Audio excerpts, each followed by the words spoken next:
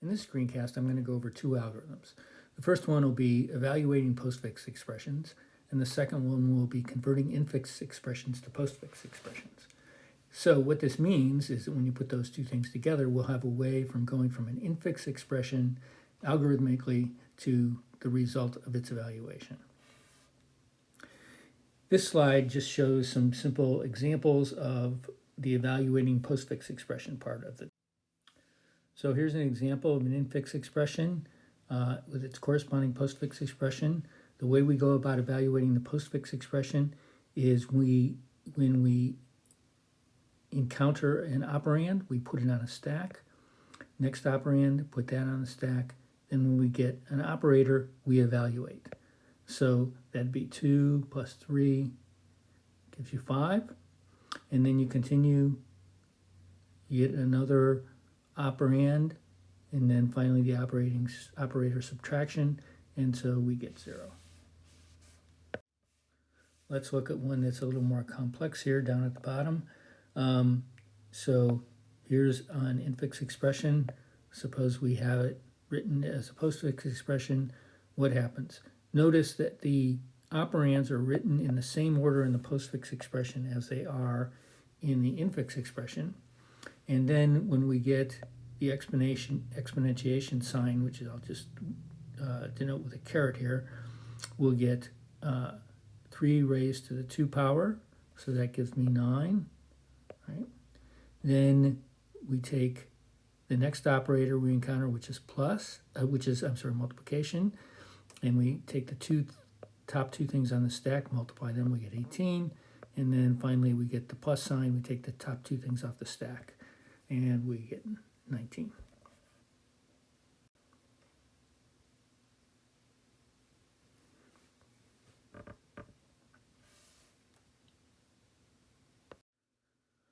So now I'd like to look at a more complex infix expression, and we'll assume we've got the conversion to postfix, and let's see how we do our evaluation here now.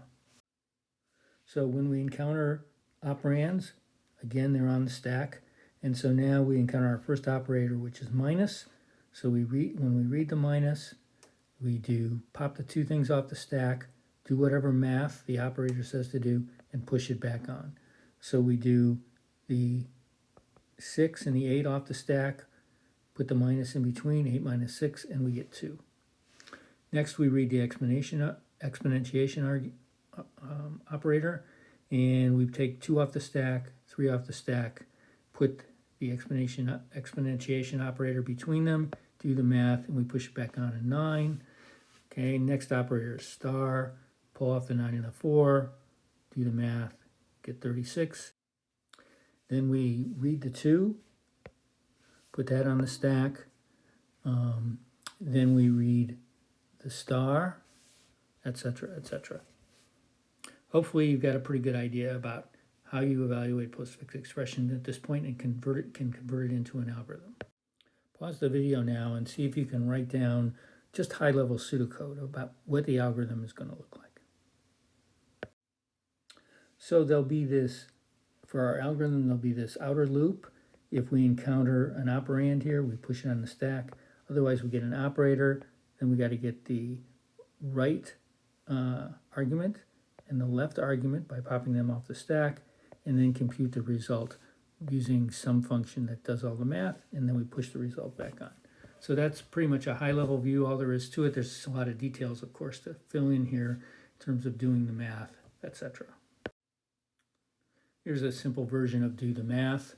You can see basically you just have a conditional statement that branches depending on which operator you have and performs the appropriate operation at the time. Life gets a little more complicated here, of course, when we have more operators, which we do have in arithmetic generally. So moving on to converting infix to postfix expressions. This is a little more complex.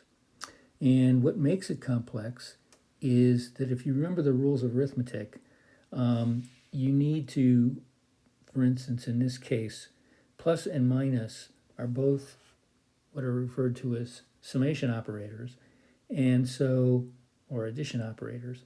And so they tie in their precedence. And so which one do you do first? You do the plus operator first, because it's to the left. So they associate left to right. And that's true for both the addition type operators and the multiplication type operators. Generally speaking, though, if you have an addition and a multiplication operator followed by a multiplication operator, the multiplication operator has higher precedence. So you would end up doing that first, in which case you get this postfix expression rather than this postfix expression. Make sure you understand why these are different because of the precedence. And then finally, if you have parentheses, that what's in the parentheses gets done first before anything to the left or right of it. So basically it overrides anything and you compute what's inside before you do anything else. So this is a little example of that. Notice we've got addition, multiplication, and again, caret's going to stand for exponentiation. Exponentiation has the highest precedence, so you do this first, you get 9, then you multiply by 2, so you get 18, and then finally you add the 1. So rather than going from left to right here, the operator precedence takes precedence over just the going left to right. There are some basic rules that you have to follow if you're going to implement the conversion from infix to postfix notation. I'm not going to read through these. You can do that just as well as I can. So I'd suggest that you pause the video and read through these very carefully. And try to make sure that you understand what each one is saying. And here are some more rules. Last set of rules, luckily. So here are 3 more rules. Make sure, again, read them through carefully. Make sure you understand what's going on. The biggest thing that you may or may not be used to is that exponentiation associates from right to left rather than the association that multiplication and addition, they associate from left to right. So the association from right to left, you have to be careful both in doing it yourself, but also in particular how you do it in your algorithm. So make sure you read the small print here and understand what's going on. Again, I suggest pausing the video, reading it carefully, and then before you go on to the next slide. So hopefully you've read through the rules and you have a pretty good understanding of what's going on. We're going to do a long example here that shows how those rules get applied, and hopefully we'll reinforce how they work. So given an infix expression, one thing to know up front is basically you're going to just write down the operands and store any operators on a stack. So let's see how that's going to work. So the first thing you're going to do is you're going to read in a 9 and you're going to write it out. So here's where what the output's going to look like. Then you're going to read in the addition symbol between the 9 and the 4, put that on the stack, read in the 4, write that down, then read in the star. You compare star's precedence with what's at the top of the stack. Well, at the top of the stack at this point is just the addition symbol. So since star has higher precedence, that means it's going to be applied before the addition symbol. And so you need to put it on the stack. So you can see that here. Then you read in the 3, that's an operand, so you just write it out. Then you read in the exponentiation symbol, compare its precedence to the top of the stack. It has higher precedence than a multiplication symbol, so you push it on the stack. So we're here. Then you read in the left paren. Left paren has higher precedence than anything, so you pop that on the stack. Push it on the stack. Then you read in the 8, and you write that down because that's just an operand. And then you read in a minus. Again, since left parentheses has higher precedence than anything, you have to put the minus sign on the stack.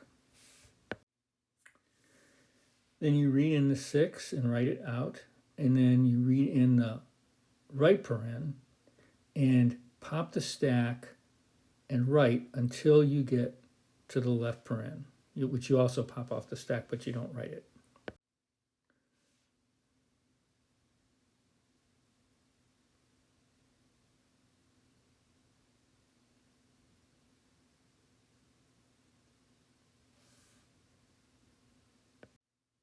So you can see what you get here, right? We've popped the stack until we get to this left paren. So that means we've added minus to the end. Then the next operator is star. We compare the star with the top of the stack, which is exponentiation. Exponentiation has higher precedence, so we pop it off and we write it. We end up, at this point, we have this expression. Now we read in the next operator. So we're right here. We read in the next operator, which is a multiplication symbol. The multiplication symbol, so we compare its precedence to the current thing at the top of the stack, which is another multiplication symbol. So they're the same precedence. So now you pop that multiplication symbol off and write it, and then push the new multiplication symbol back onto the stack. Effectively, the contents of the stack look the same, but of course, that would not be true, say, if it was multiplication and then division. So you need to make sure that you pop things off the stack, write them, and then push back on when there's a tie for precedence. And so now I'll pretty much let you, we've basically covered all the bases. I'll let you read through the remaining parts of this slide, and here's an intermediate step, another intermediate step, and then the final result. So take a look at that, make sure you understand it, and hopefully you found this helpful. These next two slides have a high-level overview of what needs to go on in your conversion program. So you're going to have an if statement that recognizes all the tokens, perhaps variable type operands or just numeric type operands. And you're going to, what do? You just basically write out that operand. Otherwise, it's an operator, and so now you have to carefully construct an if-then-else portion here that makes sure that it takes care of those the different operators. And notice, we haven't really talked about all the different operators yet. All we've talked about are left and right parentheses and what you need to do when you encounter those. The next slide will take care of the arithmetic. So this part of the conditional is where you actually write down the operators when you encounter just one of the arithmetic operators. Now, everything is hidden away here pretty much in terms of this particular statement here.